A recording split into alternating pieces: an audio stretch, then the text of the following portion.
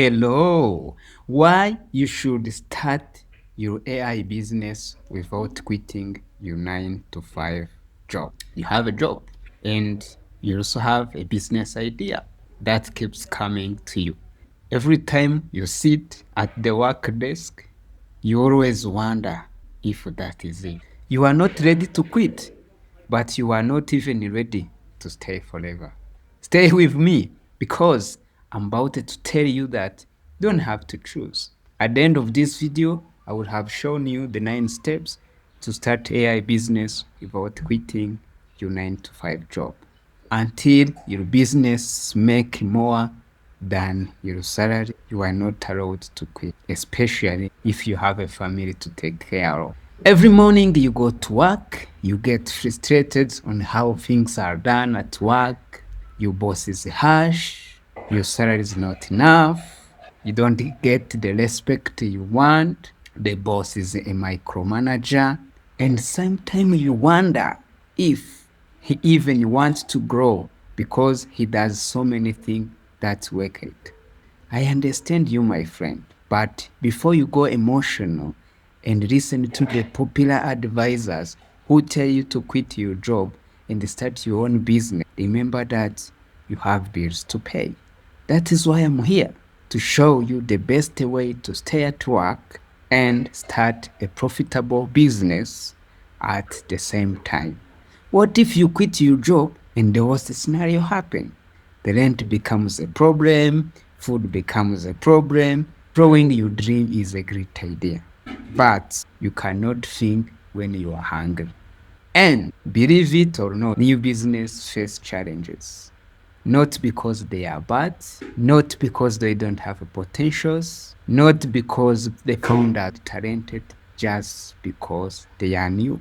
The best way I can explain it is to watch the baby. Even if the baby is a genius, the life will not be easy in the beginning. She will need the guidance of people who were born before her.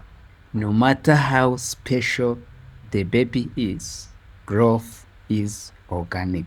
The good scenario is you quit the job, you make it, then you become a hero. The worst scenario is you quit, you fail like most people, including me. It is easy for the guru to encourage you to quit your job because they have no idea what you are going through. They have no idea that struggle to pay rent. They have no idea that you pay school fees. They have no idea that the salary help you to pay medicine. And once you quit all of that. And they will not be there when your business collapses. My film company failed not because it was a bad idea, just because myself, I was a bad manager. And I am about to tell you that in details because knowing why business failed is more important than knowing how to start one. In 2017, I left my job and started a film company because I really wanted to make it. I believed in it completely. In 2021, during COVID, my film company collapsed. And from that moment, I learned an important lesson that I could not have learned from somewhere else. To start a business, you need 3 capacities. You need to be an entrepreneur, you need to be a manager, and you need to be a technician. If you have a job, you are probably good at a technician. You know how to do the work. But knowing to do the work does not mean you can do the business about the work. It's 2 different things. I was 6% technician, 30% entrepreneur, and less than 10% a manager. And without all 3, you cannot succeed.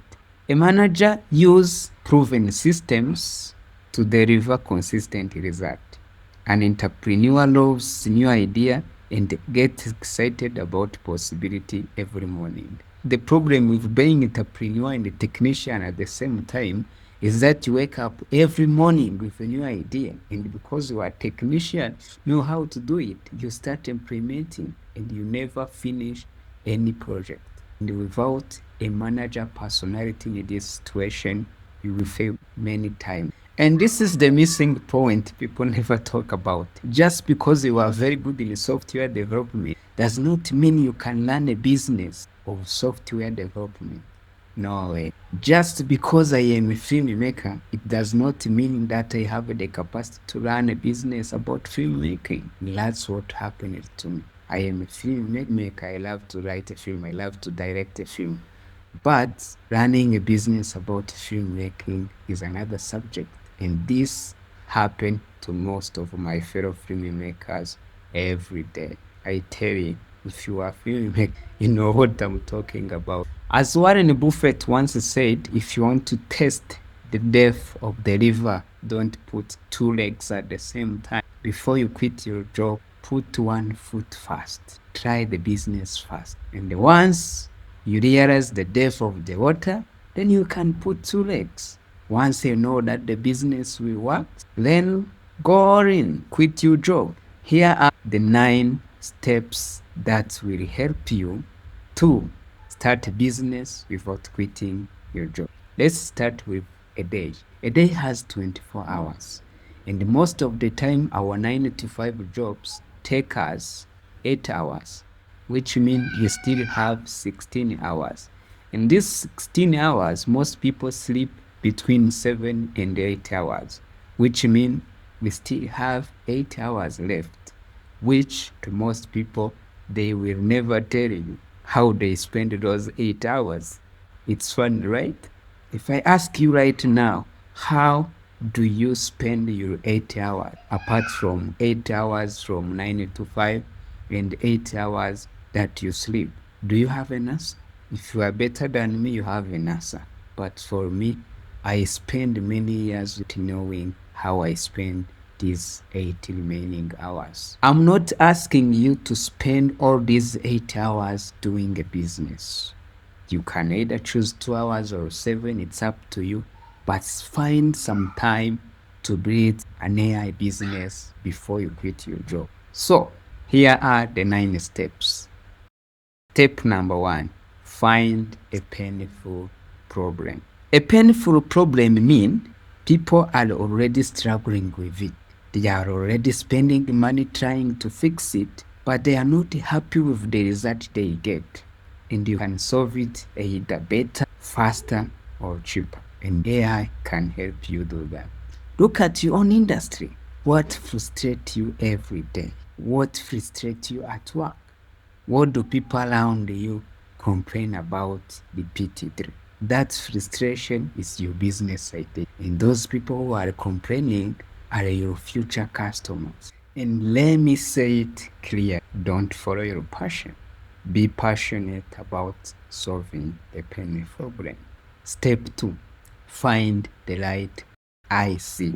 These are the specific people who are struggling with the problem. Not everyone has a problem. Not everyone is your customer. You need to have the person who has this problem so badly that they want to pay for it to be solved. You can ask this question in order to find the right ideal customer profile.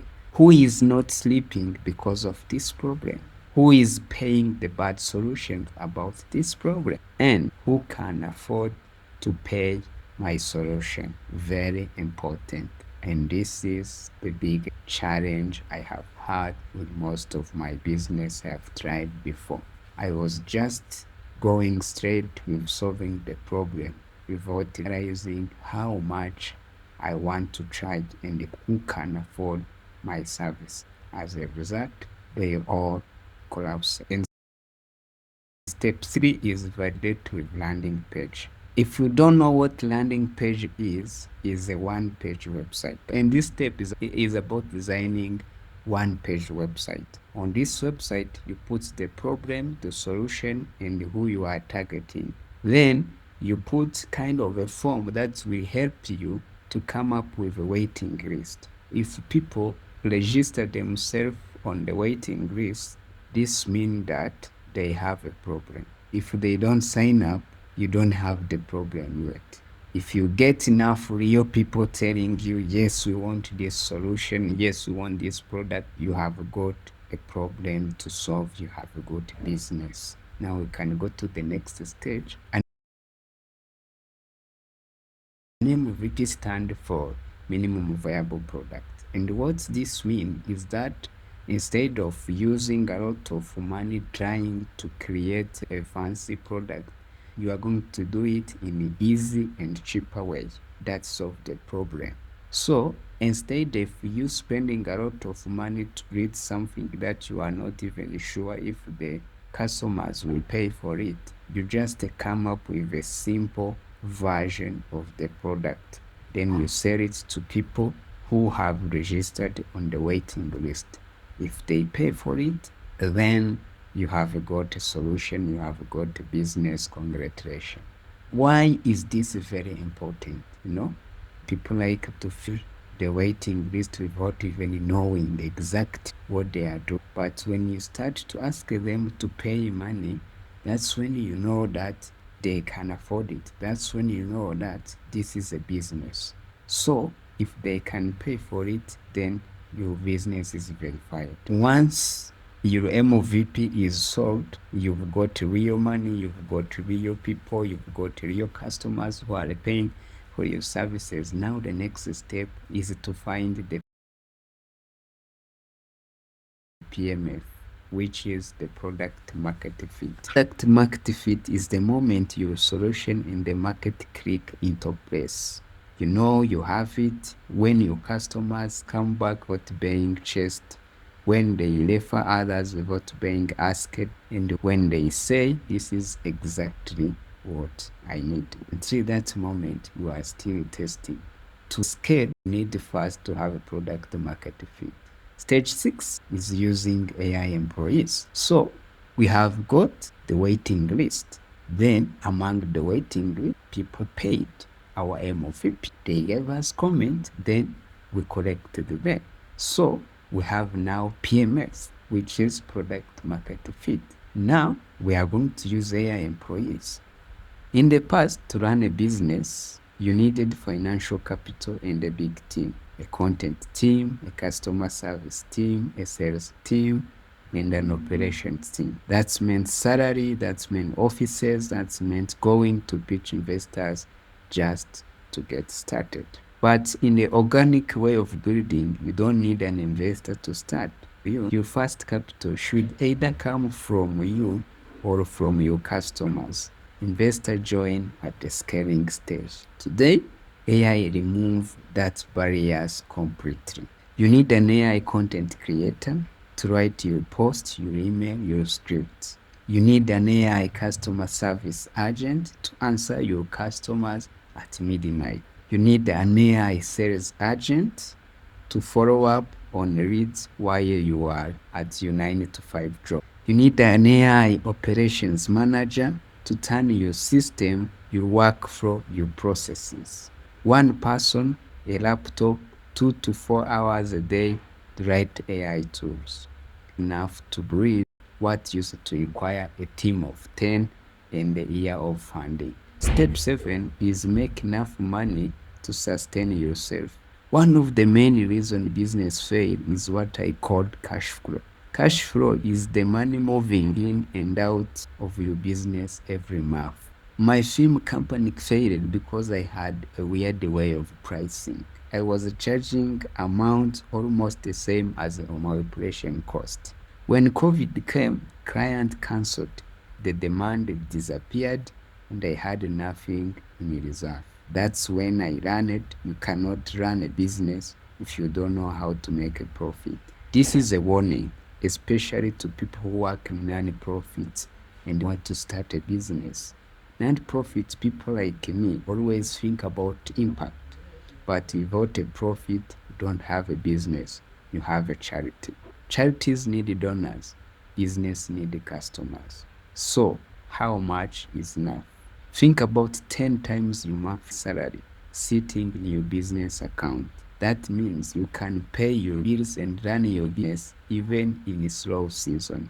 That is your target before you even think about quitting. So let's go to step 8, which is keep your job correctly. Now that you have a capacity to run your business, thank your current employer, quit your 9 to 5 with dignity. and wherever possible, propose them to become a customer. Let's go to step 9, which is review purpose. The purpose of starting a business is not to make money. Money is the vehicle to review purpose. Once you have the money, you can do whatever you want. The world is full of problems. Your job is to solve a bigger problem than the one your 9 to 5 job does. And when you are free, because you will be free, hire the people who need the opportunity once needed. Entrepreneurship is not a solo career, it is a team sport. It is about creating economy for people around you. All right, that's it for today's video. Thank you so much for watching. If you want to learn how to use AI in your business, especially pro, click on this video and I will see you there. Thank you so much. See you soon.